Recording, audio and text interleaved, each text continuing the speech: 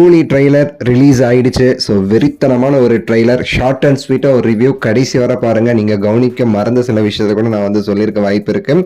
So கடைசி வர பாருங்கள். லைக் பண்ணி, ஷேர் பண்ணி, சப்ஸ்கிரைப் பண்ணி சேனல் வந்து சப்போர்ட் வந்து பண்ணுங்க. ஸோ இதுக்கு முன்னாடி ஒரு வீடியோ நான் வந்து போட்டிருப்பேன் இந்த ட்ரெய்லர் ரிலீஸ் ஆகிறதுக்கு முன்னாடி.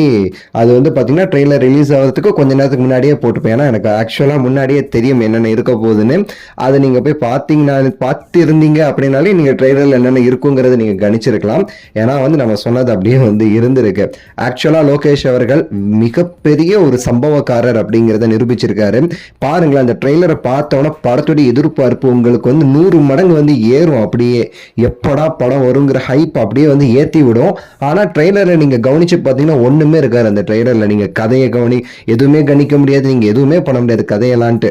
இப்போ நீங்கள் ட்ரெய்லரை பார்த்து நீங்கள் என்ன முடிவு பண்ணலான்னா, ஓகே சத்யராஜோடைய பொண்ணு தான் ஸ்ருதிஹாசனா வராங்க, ஸ்ருதிஹாசன் வந்து தலைவர்கிட்ட வந்து ஏதோ அப்பாவை பத்தி பேசுறாங்க, நம்ம சத்யராஜ் அவர்களும் தலைவரும் வந்து ஃப்ரெண்டா வராங்க அந்த படத்துல, நாகார்ஜுன அவர்கள் வந்து வில்லன் மாதிரி இருக்கு, அமீர் கான் அவர்கள் வந்து வராரு, அப்படி இப்படிதான் உங்களால சொல்ல முடியுமே தவிர இதான் கதை இப்படிதான் ஆரம்பிக்குது அப்படிதான் போகுது அப்படின்னு நீங்க சொல்லவே முடியாது.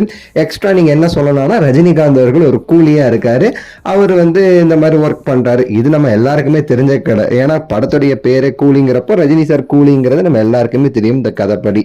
ஆனா நீங்க முடிஞ்ச அளவுக்கு கணிக்க முடிஞ்சது நான் சொன்ன சில விஷயங்கள் மட்டும்தான். தலைவர் இந்த படத்துல கடைசியா அந்த ட்ரெய்லர்ல வந்து கடைசியா வந்து பயங்காட்டுற மாதிரி ஒரு சீன் வரும். அதுல பாத்தீங்கன்னா காக்கா ரெஃபரன்ஸ் வந்து காமிச்சிருக்கிறாரு. இதை நான் பதிவு செஞ்சுக்கிறேன், யாரையும் நான் மென்ஷன் பண்ணல. சும்மா காக்கா பேர் அப்படிங்கிற மாதிரி வந்து ஒரு பயங்காமிக்கிற மாதிரி ஒண்ணு நல்லா இருந்துச்சு, காமெடியா இருந்துச்சு.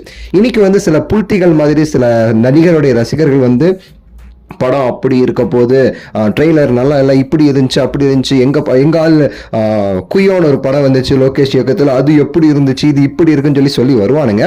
ஒன்றும் பண்ணாதீங்க, போடா வெண்ண அப்படின்னு சொல்லிட்டு போயிடுங்க, நல்லதா இருக்கும். அதை நினைச்சு நம்ம டென்ஷன் பண்ண தேவையில்லை. ஏன்னா வயிறு எரியும் சரிங்களா அவங்களுக்கு. அதை நான் சொல்லிக்கிறேன். ஒரு சின்னதாக ஒரு இது முக்கியமாக ஒன்றுமே கிடையாதுங்க. இதில் வந்து பார்த்தீங்கன்னா ஒரே ஒரு சீன் தான். அந்த தலைவர் லாஸ்ட்ல அந்த சிகரெட் அந்த குடிச்சிட்டு வருவார், அந்த சுருட்டு மாதிரி பீடி மாதிரி ஒரு இது அப்படி ஸ்டைல் பண்ணுவார். அந்த 80s தலைவர் பண்ண ஸ்டைல் அப்படியே பண்ணிட்டு ஒரு ஃப்ரேம் போகும் பாருங்களேன், அந்த ஃபிளாஷ்பேக் மோடுக்கு அப்படியே பாட்ஷா ரெஃபரன்ஸ் அப்படியே காமிச்சிருப்பாரு. அவ்வளோதாங்க. லோகேஷ் அங்கே வந்து நிற்கிறாரு, அங்கே வந்து அவர் சம்பவம் பண்ணியிருக்காருன்னு நம்ம வந்து சொல்லலாம். ஸோ நீங்கள் எந்த அளவுக்கு இந்த படத்தோடைய ட்ரெயிலர் நீங்கள் எதிர்பார்த்தீங்க, எந்த அளவுக்கு உங்களுக்கு பூர்த்தி செஞ்சிருக்கு, எப்படி ஹைப்பை ஏற்றி விட்டுருக்குங்கிறத கீழே கமெண்ட்ஸில் சொல்லுங்கள். லைக் பண்ணுங்கள், ஷேர் பண்ணுங்கள், சப்ஸ்கிரைப் பண்ணுங்கள். அடுத்த வீடியோவில் சந்திக்கின்றேன். நன்றி, வணக்கம், மகிழ்ச்சி.